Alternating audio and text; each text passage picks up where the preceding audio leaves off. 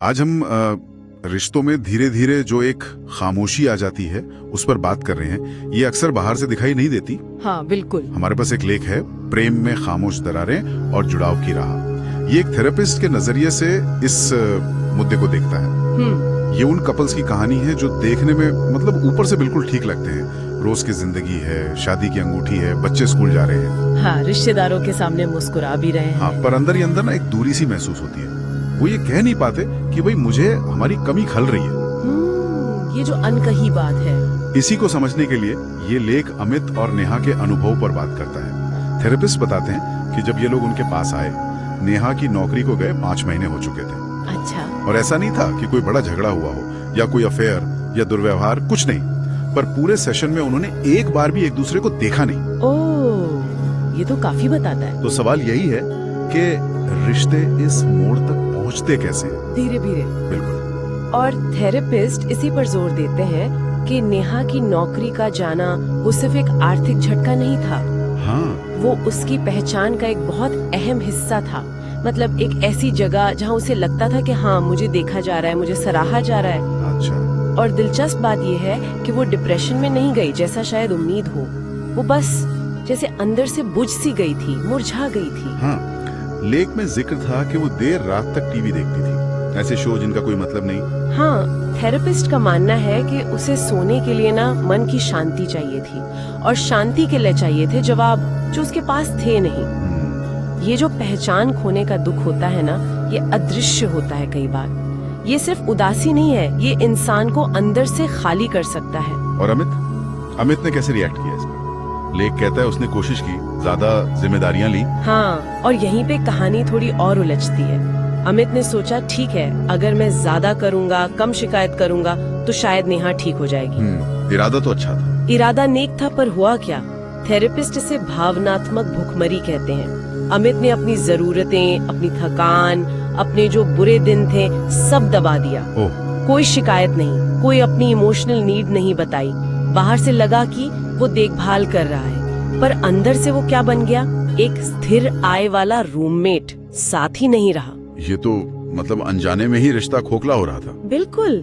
आप दूसरे का बोझ उठाते उठाते खुद को ही मिटा देते हैं कभी कभी। थेरेपिस्ट इसमें उनके परिवारों के बैकग्राउंड का जो फर्क है उसे भी लाते हैं। हाँ, सही कहा। नेहा का परिवार थोड़ा वेल ऑफ था।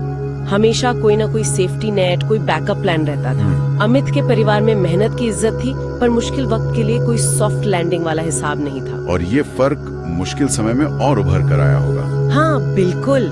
जब मुश्किल आई, नेहा स्वाभाविक रूप से अपनी माँ की तरफ मुड़ी। वो उसकी सेफ्टी नेट थी। और अमित के पेरेंट्स, उनके साथ नेहा कैसी थी? लेख कहता है कि जब अमित के माता पिता आते थे, नेहा थोड़ी असहज हो जाती थी। उसकी मुस्कान असली नहीं लगती थी, वो उन्हें मैनेज करती थी जैसे। अमित ने ये नोटिस किया होगा? हाँ, अमित ने ये देखा, कहा नहीं, पर ये बात उसे अंदर ही अंदर खा रही थी। इसलिए नहीं कि वो चाहता था नेहा उसके माँ बाप को बहुत प्यार करे, तो फिर क्यों?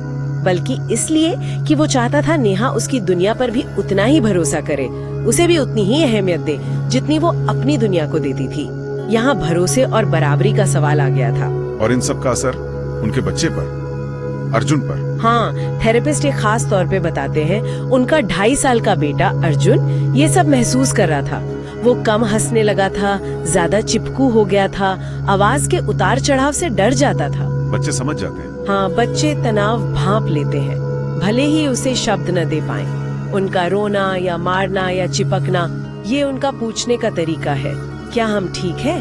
तो फिर ये जो इतनी खामोशी थी, ये टूटी कैसे? कोई बड़ा झगड़ा हुआ? नहीं, कोई बड़ा झगड़ा नहीं हुआ। एक बहुत मामूली सी बात थी, शायद ग्रोसरी लिस्ट भूल गए या किसकी माँ ने क्या कहा, उस पर बहस हुई। अच्छा। लेकिन उस बहस में वो बात ही बाहर आ गई जो दबी हुई थी। नेहा चिल्लाई, तुम चाहती हो मैं हर वक्त तुम्हारी शुक्रगुजार रहूं, पर मैं तो बस जीने की कोशिश कर रही हूँ। और अमित ने कहा, और मैं उसके लिए काफी होने की कोशिश कर रहा हूँ जो मुझे अंदर आने ही नहीं देती। तो असल मुद्दा सामने आ गया। हाँ, थेरेपिस्ट कहते हैं यहाँ असली बातें निकली, दुख, भरोसे की कमी और वो गहरा अकेलापन जो दोनों महसूस कर रहे थे। थेरेपी ने फिर कैसे मदद की? कोई 5 स्टेप्स या ऐसा कुछ? नहीं, थेरेपिस्ट साफ कहते हैं कोई जादू की छड़ी नहीं थी, कोई 5 स्टेप्स नहीं, बस छोटे छोटे सच धीरे धीरे कहे गए।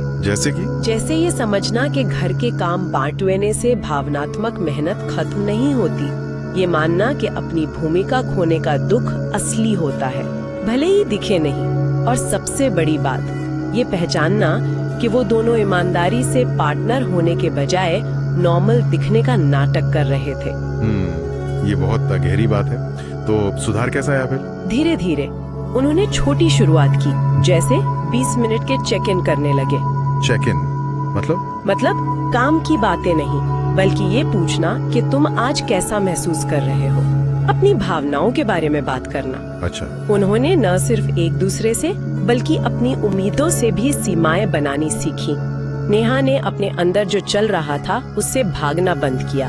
अमित ने अपनी थकान छिपानी बंद की। और सबसे जरूरी, जैसा थेरेपिस्ट कहते हैं, उन्होंने एक दूसरे को फिर से देखना सीखा, सच में देखना। लिख के आखिर में थेरेपिस्ट का एक बहुत सोचने वाला विचार है। हाँ, वो कहते हैं कि कभी कभी जो एक जोड़े को तोड़ता है वो कोई बड़ा धोखा या विश्वासघात नहीं होता, बल्कि वो जिज्ञासा का चुपचाप मर जाना होता है। जिज्ञासा का मर जाना। हाँ, वो दिन जब आप ये पूछना बंद कर देते हैं कि दूसरा इंसान असल में कैसा महसूस कर रहा है, वो दिन जब आप एक दूसरे के लिए सबसे सुरक्षित जगह नहीं रह जाते।